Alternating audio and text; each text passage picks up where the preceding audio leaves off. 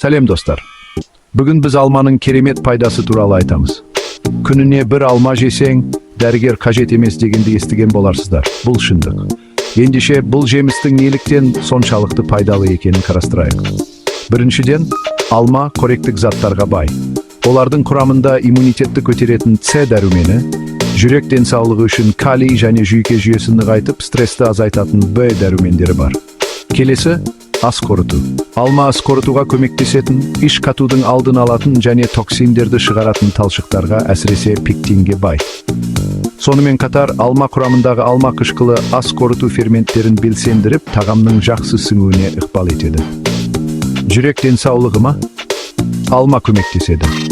Алма құрамындағы пектин мен антиоксиданттар холестеринді төмендетіп, қан тамырларын жақсы күйде ұстайды.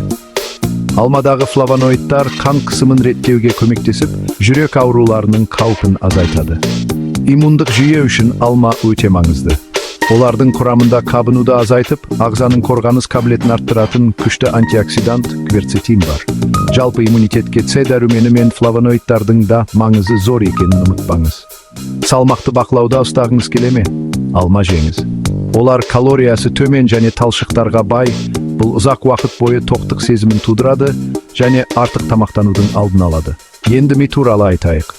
Алма құрамындағы антиоксиданттар ми жасушаларының қартаюын баяулатады, ал кверцетин жүйке жүйесін қорғайды және есте сақтау қабілетін жақсартады.